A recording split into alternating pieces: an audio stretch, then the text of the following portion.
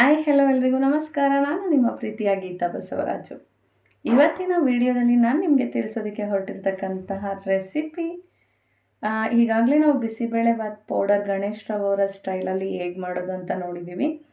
So ಆ ಪೌಡರನ್ನು ಬಳಸಿ ನಾವು ಹೇಗೆ ಬಿಸಿಬೇಳೆಭಾತನ್ನು ಮಾಡೋದು, ಮೆಥಡ್ ಕೂಡ ಬೇಕಲ್ವ ನಮಗೆ, ಪೌಡರ್ ಒಂದಿದ್ರೆ ಸಾಲೋದಿಲ್ಲ. ಸೊ ಬನ್ನಿ ಮೆಥಡ್ ಹೇಗೆ ಅಂತ ನೋಡ್ಕೊಂಡು ಬರೋಣ. ಈಗ ನಾನು ಹೇಳ್ತಿರ್ತಕ್ಕಂಥ ಪುಡಿ ಅಳತೆ ಒಂದೂವರೆ ಪಾವು ಅಕ್ಕಿ, ಹಾಗೆ ಮುಕ್ಕಾಲು ಪಾವು ಬೇಳೆಗೆ. ಅಂದರೆ ನಮ್ಮ ಮನೇಲಿ ಫಂಕ್ಷನ್ ಇತ್ತು, ಸೊ ಒಂದು 10 to 12 ಮೆಂಬರ್ಸ್ ಬರ್ತಿದ್ರು. ಅಷ್ಟು ಜನಕ್ಕೆ ಆಗುತ್ತೆ ನಾನೀಗ ಹೇಳಿರ್ತಕ್ಕಂಥ ನಿನ್ನೆ ವಿಡಿಯೋದಲ್ಲಿ ಹೇಳಿರ್ತಕ್ಕಂಥ ಪುಡಿ. ಮತ್ತು ಆ ಪುಡಿ ಎಷ್ಟು ಅಕ್ಕಿಗಾಗುತ್ತೆ ಅಂತಂದರೆ ಒಂದೂವರೆ ಪಾವು ಅಕ್ಕಿಗಾಗುತ್ತೆ, ಮುಕ್ಕಾಲು ಪಾವು ಬೇಳೆ ಹಾಕಬೇಕಾಗುತ್ತೆ ಅದಕ್ಕೆ. ಅಂದರೆ ಇದನ್ನು ಒಂದು 8ರಿಂದ 10 ಜನ ತಿನ್ಬೋದು. ಸೊ ನೀವು ಎಷ್ಟು ಬೇಕಾಗುತ್ತೆ ಇದರಲ್ಲಿ ಅರ್ಧ ಮಾಡಿಕೊಂಡ್ರೆ ಸಾಕಾಗುತ್ತೆ, ಕಡಿಮೆ ಜನ ಇರೋರು.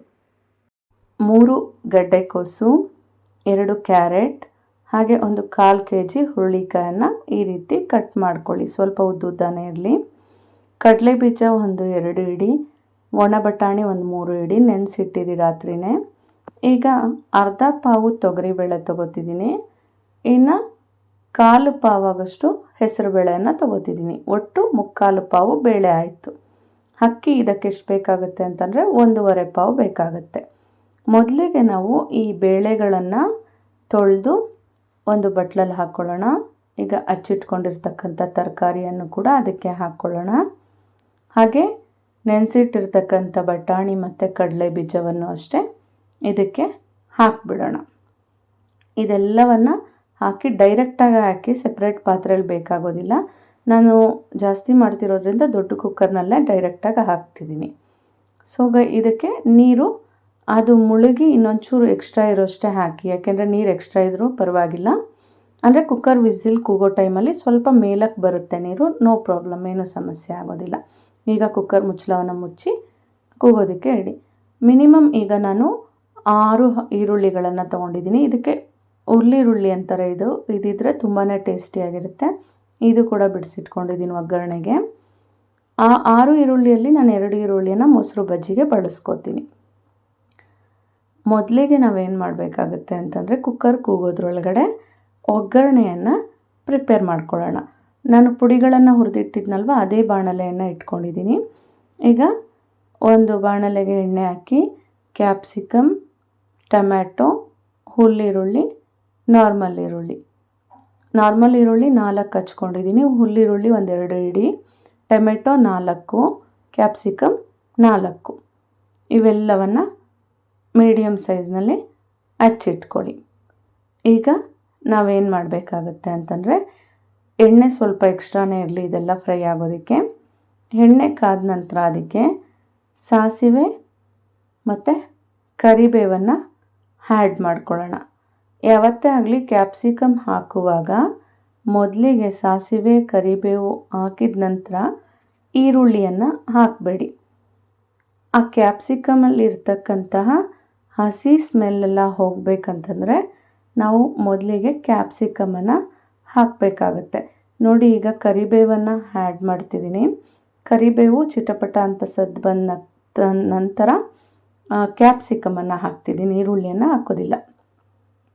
ಕ್ಯಾಪ್ಸಿಕಮ್ ಹಾಕಿ ಅದು ಒಂದು 5 ಮಿನಿಟ್ಸ್ ಫ್ರೈ ಆಗಿ ಅದರಲ್ಲಿರ್ತಕ್ಕಂಥ ಹಸಿ ವಾಸನೆ ಎಲ್ಲ ಹೋದ ನಂತರ ನಾನು ಏನು ಮಾಡ್ತೀನಿ ಅಂತಂದರೆ ಹುಲ್ಲೀರುಳ್ಳಿಯನ್ನು ಬಿಡಿಸಿಟ್ಕೊಂಡಿದ್ನಲ್ವ, ಇದು ಸಾಂಬಾರಿಗೆ ಮತ್ತು ಬಿಸಿಬೇಳೆಭಾತ್ಗೆ ತುಂಬಾ ಟೇಸ್ಟಿಯಾಗಿರುತ್ತೆ. ನಾವು ಇದನ್ನೇ ಹುಡುಕಿ ತೊಗೊಂಡು ಬರ್ತೀವಿ. ಸೊ ಈಗ ಈರುಳ್ಳಿಯನ್ನು ಹಾಕಿ 1 ಸೆಕೆಂಡ್ ಫ್ರೈ ಮಾಡ್ತೀನಿ. ಆ ನಂತರ ನಾವೇನು ಮಾಡಬೇಕಾಗುತ್ತೆ, ಹಚ್ಚಿಟ್ಕೊಂಡಿರ್ತಕ್ಕಂಥ 4 ದೊಡ್ಡ ಈರುಳ್ಳಿಗಳನ್ನು ಇದಕ್ಕೆ ಆ್ಯಡ್ ಮಾಡ್ತಿದ್ದೀನಿ. ಅದು ಕೂಡ ಫ್ರೈ ಆಗಲಿ. ಇದು ಒಂದು 5 ಮಿನಿಟ್ಸ್ ಫ್ರೈ ಆದ ನಂತರ ಕೊನೆಯದಾಗಿ ಟೊಮೆಟೊವನ್ನು ಆ್ಯಡ್ ಮಾಡ್ಕೊಳ್ಳಿ. ಅಂದರೆ 2 ಮಿನಿಟ್ಸ್ ಅಂದರೆ ಒಂದು 10 ಮಿನಿಟ್ಸ್ ಆದ ನಂತರ ಏನು ಮಾಡಬೇಕಾಗುತ್ತೆ, ನಾವು ಹಚ್ಚಿಟ್ಕೊಂಡಿರ್ತಕ್ಕಂತಹ ಟೊಮೆಟೊವನ್ನು ಆ್ಯಡ್ ಮಾಡಬೇಕಾಗುತ್ತೆ. ಯಾಕೆ ಅಂತಂದರೆ ಕ್ಯಾಪ್ಸಿಕಮಲ್ಲಿ ಮತ್ತು ಈರುಳ್ಳಿಯಲ್ಲಿ ಸ್ವಲ್ಪ ಹಸಿ ವಾಸನೆ ಇರೋದ್ರಿಂದ ಅದು ಸ್ವಲ್ಪ ಫ್ರೈ ಆದಾಗ ಟೊಮೆಟೊ ಬೇಗ ಬೆಂದ್ಬಿಡುತ್ತೆ. ಸೊ ಇದು ಬೇಯೋಷ್ಟೊತ್ತಿಗೆ ಅದು ಸರಿ ಹೋಗುತ್ತೆ. ನೋಡಿ, ಈಗ ಇದು ಫ್ರೈ ಆಗಿದೆ ಅರ್ಧ. ನಾನು ಈಗ ಟೊಮೆಟೊವನ್ನು ಆ್ಯಡ್ ಮಾಡ್ತಿದ್ದೀನಿ. ಹಾಗೆ ನಾವೇನು ಮಾಡಬೇಕಾಗುತ್ತೆ, ಟೊಮೆಟೊವನ್ನು ಹಾಕಿದ ನಂತರ ಯಾವಾಗಲೂ ಸ್ವಲ್ಪ ಅರಿಶಿಣವನ್ನು ಆ್ಯಡ್ ಮಾಡ್ಕೊಳ್ಳಿ. ಯಾಕೆ ಅಂತಂದರೆ ಅದ್ರ ಫ್ಲೇವರು ಚೆನ್ನಾಗಿ ಕೊಡುತ್ತೆ ಮತ್ತು ಅದು ಬೇಗನೂ ಬೇಯುತ್ತೆ ಟೊಮೆಟೊ. ನಾವು ಟೊಮೆಟೊ ಬಾತ್ಗಾಗಿರ್ಬೋದು, ಗೊಜ್ಜಿಗಾಗಿರ್ಬೋದು, ಎಲ್ಲದಕ್ಕೂ ಅಷ್ಟೇ ಇದೇ ಮೆಥಡನ್ನು ಫಾಲೋ ಮಾಡಿ. ಈಗ ಟೊಮೆಟೊ ಹಾಕಿ ಒಂದು 2 to 3 ಮಿನಿಟ್ಸು ನಾನು ಚೆನ್ನಾಗಿ ಇದನ್ನು ಫ್ರೈ ಮಾಡ್ತಿದ್ದೀನಿ. ಈಗ ಇದಕ್ಕೆ ಇಂಗುವನ್ನು ಹಾಕ್ಕೊಳ್ಳೋಣ. ಇಂಗು ಈ ಟೈಮಲ್ಲಿ ಹಾಕಿದ್ರೆ ಫ್ಲೇವರ್ ಅದರದ್ದು ಹಾಗೆ ಇರುತ್ತೆ. ಸೊ ನಾನೀಗ ಇಂಗು ಹಾಕಿದೆ. ಇಂಗು ಹಾಕಿ ಚೆನ್ನಾಗಿ ತಿರುಗಿಸ್ಕೊಡ್ತಿದ್ದೀನಿ. ಅದು ಕೂಡ ಚೆನ್ನಾಗಿ ಫ್ರೈ ಆದ ನಂತರ, ಈ ಫ್ರೈ ಮಾಡೋದ್ರಲ್ಲೇ ಕೆಲವೊಂದು ಅಡುಗೆಗಳಲ್ಲಿ ರುಚಿ ಚೆನ್ನಾಗಿ ಬರುತ್ತೆ. ಈಗ ಅರಿಶಿಣವನ್ನು ಆ್ಯಡ್ ಮಾಡಿ. ಎಲ್ಲನೂ 5 ಮಿನಿಟ್ಸ್ ಫ್ರೈ ಮಾಡ್ಕೊಂಡಿದ್ದೀನಿ ನಾನು. ಈಗ ಅರಿಶಿಣವನ್ನು ಆ್ಯಡ್ ಮಾಡ್ತಿದ್ದೀನಿ. ಚೆನ್ನಾಗಿ ತಿರುಗಿಸ್ಕೊಡಿ, ಉರಿ ಹಿಡಿ. ಏಕೆ ಅಂತಂದರೆ ಜಿಡ್ಡು ಸರಿಯಾಗಿರುತ್ತೆ ಮತ್ತು ಯಾವುದು ಸಹ ತಳ ಕಚ್ಚುವಂಥ ಐಟಮ್ ಆಗಿರೋದಿಲ್ಲ. ದಪ್ಪ ಬಾಣಲೆಯನ್ನು ಇಟ್ಕೊಳ್ಳಿ ಆದಷ್ಟು. ಈಗ ನಾನು ಅರಿಶಿಣವನ್ನು ಹಾಕಿ ಚೆನ್ನಾಗಿ ಫ್ರೈ ಮಾಡಿದ್ದೀನಿ. ಅಷ್ಟೊತ್ತಿಗೆ ಕುಕ್ಕರ್ ಏನಾಗಿರುತ್ತೆ ಅಂತಂದರೆ ಅದು ಕೂಡ ಕೂಗಿರುತ್ತೆ. ಅಂದರೆ ಒಂದೇ ವಿಷಲ್ ಸಾಕು ಕುಕ್ಕರು. ಡೈರೆಕ್ಟ್ ಹಾಕೋದ್ರಿಂದ ನಾವು 2-3 ವಿಷಲ್ಗಳನ್ನು ಕೂಗಿಸ್ಕೊಳ್ಳೋ ಅಂಥ ಅವಶ್ಯಕತೆ ಇರೋದಿಲ್ಲ. ನೋಡಿ, ಇದು ಬೇಯೋಷ್ಟೊತ್ತಿಗೆ ಅರ್ಧ ಮುಕ್ಕಾಲು ಬೆಂದಿದೆ ಇದು. ಈಗ ಕುಕ್ಕರ್ ಕೂಡ ಕೂಗ್ತಿದೆ. ಅಷ್ಟೊತ್ತಿಗೆ ನಾವು ಕುಕ್ಕರ್ ಬಿಡೋದ್ರೊಳಗಡೆ ಮೊಸರು ಬಜ್ಜಿಯನ್ನು ಪ್ರಿಪೇರ್ ಮಾಡ್ಕೊಳ್ಳೋಣ. ನಾನು 6 ಈರುಳ್ಳಿ ಹೇಳಿದ್ನಲ್ವ, ಅದರಲ್ಲಿ 2 ಈರುಳ್ಳಿಯನ್ನು ಚಾಪರ್ನಲ್ಲಿ ಹಾಕಿ ಸಣ್ಣದಾಗಿ ಹಚ್ಚಿಟ್ಕೊಂಡಿದ್ದೀನಿ. ಗಟ್ಟಿ ಮೊಸರನ್ನು ತೊಗೊಂಡಿದ್ದೀನಿ. ಕಡಲೆಪಪ್ಪು ಒಂದು 3 ಸ್ಪೂನು, ಹಾಗೆ ಹಸಿಮೆಣ್ಸಿನ್ಕಾಯಿ ಒಂದು 6, ಮತ್ತು ಸಣ್ಣದಾಗಿ ಹೆಚ್ಚಿಟ್ಟಿರ್ತಕ್ಕಂಥ ಕೊತ್ತಂಬರಿ ಸೊಪ್ಪು. ಈಗ ಒಂದು ಬೌಲ್ಗೆ ಕೊತ್ತಂಬರಿ ಸೊಪ್ಪು, ಹಾಗೆ ಚಾಪರ್ನಲ್ಲಿ ಕಟ್ ಮಾಡ್ಕೊಂಡಿರ್ತಕ್ಕಂಥ ಈರುಳ್ಳಿ ಇದನ್ನು ಹಾಕ್ಕೊಳ್ಳಿ. ಹಾಗೆ ಅಲ್ಲಿ ನಾವೀಗ ಕಡಲೆಪಪ್ಪು ಮತ್ತು ಮೆಣಸಿನ್ಕಾಯನ್ನು ಮಿಕ್ಸಿಯಲ್ಲಿ ರನ್ ಮಾಡ್ಕೊಂಬಿಡೋಣ. ಇದು ಕೂಡ ಮದುವೆ ಮನೆ ಸ್ಟೈಲ್ನಲ್ಲೇ ಇರುತ್ತೆ. ನೋಡಿ, ನಾನು ರನ್ ಮಾಡಿ ಇದಕ್ಕೆ ಹಾಕ್ತಿದ್ದೀನಿ. ಈಗ ಗಟ್ಟಿಯಾಗಿರ್ತಕ್ಕಂಥ ಮೊಸರನ್ನು ಆ್ಯಡ್ ಮಾಡ್ಕೊಳ್ಳೋಣ. ಎಷ್ಟು ಟೇಸ್ಟಿಯಾಗಿರುತ್ತೆ ಅಂತಂದರೆ ಆ ಕಡಲೆಪಪ್ಪಿನ ಫ್ಲೇವರು, ಉಪ್ಪು ರುಚಿಗೆ ಹಾಕ್ಕೊಳ್ಳಿ, ತುಂಬ ಚೆನ್ನಾಗಿ ಕೊಡುತ್ತೆ. ಅಷ್ಟೊತ್ತಿಗೆ ನೋಡಿ, ಇದು ಮುಕ್ಕಾಲು ಭಾಗ ಬೆಂದಿರುತ್ತೆ. ಕುಕ್ಕರು ಸಹ ಕೂಗಿ ಸ್ವಲ್ಪ ತಣ್ಣಗಾಗಿರುತ್ತೆ. ನಮಗೀಗ ಒಗ್ಗರಣೆ ರೆಡಿ ಇದೆ. ಹಾಗೆ ಕಡಲೆಪಪ್ಪು ಎಲ್ಲ ಹಾಕಿ ಮಾಡಿರ್ತಕ್ಕಂಥ ಮೊಸರು ಬಜ್ಜಿ ರೆಡಿ ಇದೆ. ಪುಡಿ ಕೂಡ ರೆಡಿ ಇದೆ, ನಾವು ನಿನ್ನೆ ಮಾಡಿಟ್ಕೊಂಡಿರೋದು. ನಿನ್ನೆ ಅಂದರೆ ಹಿಂದಿನ ದಿನ ಪುಡಿ ಮಾಡ್ಕೊಬಿಟ್ರೆ ತುಂಬಾ ಈಸಿ ಆಗುತ್ತೆ.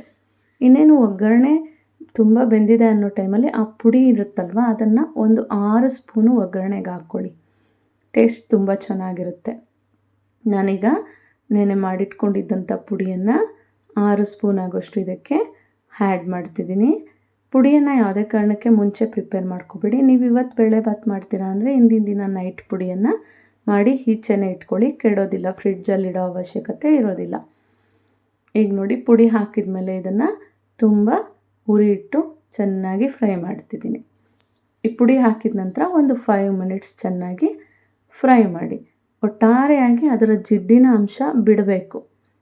ಆಗ ಒಗ್ಗರಣೆ ಒಂದು ಪರ್ಫೆಕ್ಟ್ ಹದದಲ್ಲಿ ರೆಡಿ ಇದೆ ಅಂತ. ಸೊ ಈಗ ಆ ಜಿಡ್ಡಿನ ಅಂಶ ಬಿಟ್ಟಿದೆ, ಇದೆಲ್ಲವೂ ರೆಡಿಯಾಗಿದೆ. ನಾವೀಗ ಕುಕ್ಕರ್ನ ಮುಚ್ಚಳವನ್ನು ತೆಗೆಯೋಣ. ಅದು ಕೂಡ ತಣ್ಣಗಾಗಿರುತ್ತೆ. ನೋಡಿ, ನಾನೀಗ ಕುಕ್ಕರ್ ಮುಚ್ಚಳವನ್ನು ತೆಗಿತಿದ್ದೀನಿ. ಸರಿಯಾಗಿ ಬೆಂದಿರುತ್ತೆ. ನಾನು ಕೇವಲ ಒಂದೇ ಕೂಗೆ ಕೂಗಿಸಿರೋದು. ನಿಮಗೆ ಡೌಟ್ ಇದ್ದರೆ ಬೇಕಿದ್ರೆ 2 ಕೂಗು ಕೂಗಿಸ್ಕೊಳ್ಳಿ. ನೋಡಿ, ಬೇಳೆ ಎಲ್ಲವೂ ನುಣ್ಣಕ್ಕೆ ಬೆಂದಿರುತ್ತೆ. ಈಗ ನೀವೇನು ಮಾಡಿ ಅಂತಂದರೆ ಇದಕ್ಕೆ ಮತ್ತಷ್ಟು ನೀರನ್ನು ಆ್ಯಡ್ ಮಾಡಿ. ನಾನು 7 ಲೀಟ್ರಿಗಿನ್ನ ದೊಡ್ಡ ಕುಕ್ಕರ್ ಇಟ್ಟಿದ್ದೀನಿ. ಏಕೆಂದರೆ ಎಲ್ಲ ಐಟಮ್ ಜಾಸ್ತಿ ಹಾಕಿರೋದ್ರಿಂದ ನಾನು ತುಂಬ ನೀರನ್ನು ಹಾಕ್ಕೊಂಡಿದ್ದೆ. ಇದಕ್ಕೆ ನೀರು ಜಾಸ್ತಿ ಹಿಡಿಯುತ್ತೆ ಬೇಳೆಭಾತ್ಗೆ.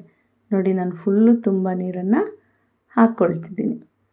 ಈಗ ನಾವೇನು ಮಾಡಬೇಕಾಗುತ್ತೆ ಅಂತಂದರೆ ಅಕ್ಕಿ 1.5 ಪಾವು, ಮುಕ್ಕಾಲು ಪಾವು ಬೇಳೆ, 1.5 ಪಾವು ಅಕ್ಕಿ.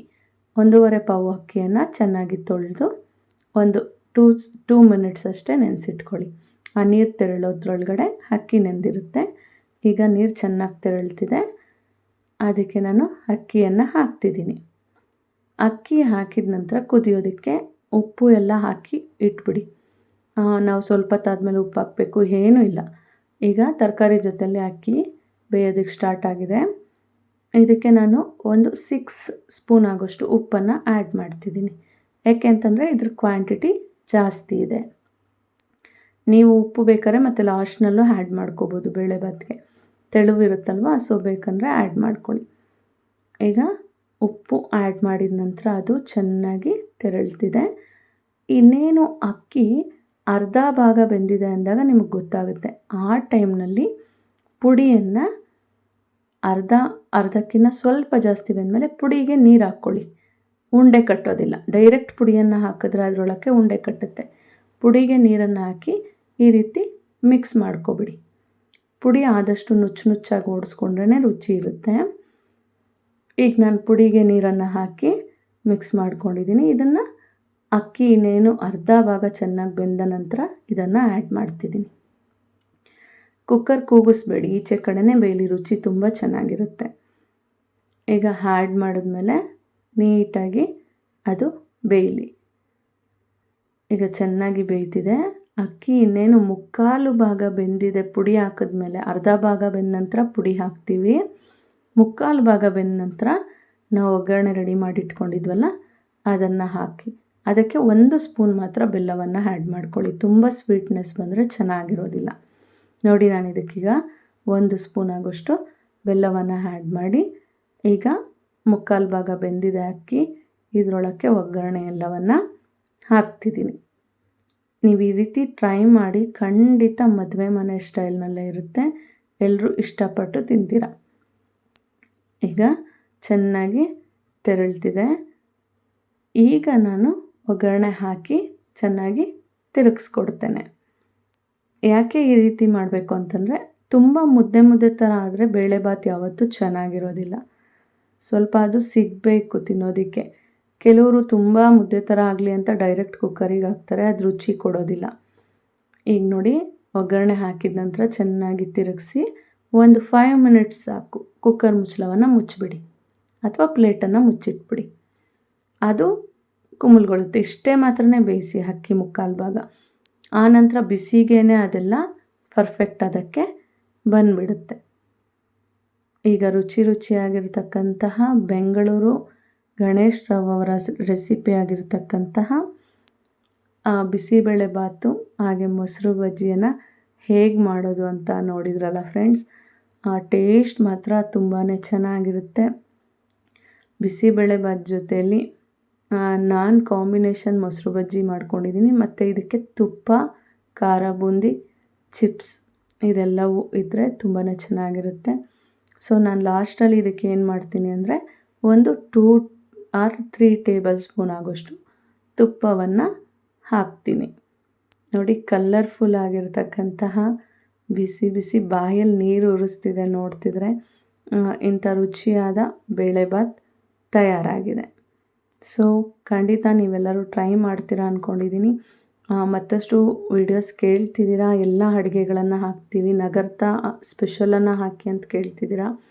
ಖಂಡಿತ ಹಾಕ್ತೀನಿ. ಹಾಗೆ ಹಿರಿಯರಿಂದ ಎಲ್ಲ ಒಳ್ಳೆ ಕಾಮೆಂಟ್ಸ್ ಬರ್ತಿದೆ, ತುಂಬಾ ಖುಷಿ ಆಗ್ತಿದೆ. ಸೊ ನಿಮ್ಮೆಲ್ಲರ ಪ್ರೀತಿ ಸಪೋರ್ಟ್ ಹೀಗೆ ಇರಲಿ. ಸೊ ನೋಡಿ, ಈಗ ರುಚಿಯಾಗಿರ್ತಕ್ಕಂಥ ಕಲರ್ಫುಲ್ ಬಿಸಿಬೇಳೆಭಾತ್, ಚಿಪ್ಸ್, ಖಾರ ಬೂಂದಿ, ಮೊಸರು ಬಜ್ಜಿ ಎಲ್ಲನೂ ಸಹ ಸವಿಯೋದಕ್ಕೆ ಸಿದ್ಧ ಇದೆ ಫ್ರೆಂಡ್ಸ್. ಬನ್ನಿ, ನೀವು ಕೂಡ ಟೇಸ್ಟ್ ಮಾಡಿ.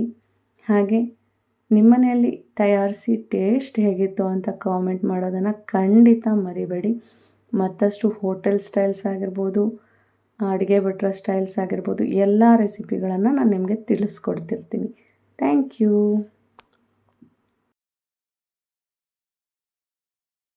ಇದರಲ್ಲ ಫ್ರೆಂಡ್ಸ್, ಗಣೇಶ್ ರಾವ್ ಅವರ ಸ್ಟೈಲಲ್ಲಿ ಬಿಸಿಬೇಳೆಭಾತ್ ಪೌಡರ್ ಹೇಗೆ ಮಾಡೋದು, ಹಾಗೆ ಅದೇ ಪೌಡರನ್ನು ಬಳಸಿ ಮಾಡ್ತಕ್ಕಂಥ ವಿಧಾನ ಹೇಗೆ ಬಿಸಿಬೇಳೆಭಾತನ್ನು ಅಂತ ಈ ವಿಡಿಯೋದಲ್ಲಿ ತಿಳ್ಕೊಂಡಿದ್ದೀರಾ. ಸೊ ಮತ್ತಷ್ಟು ಹೊಸ ವಿಭಿನ್ನ ರುಚಿಗಳ ಜೊತೆಯಲ್ಲಿ ನಿಮ್ಮನ್ನು ಭೇಟಿ ಆಗ್ತಾ ಇರ್ತೇನೆ. ಅಲ್ಲಿವರೆಗೂ take care. Thank you. Bye.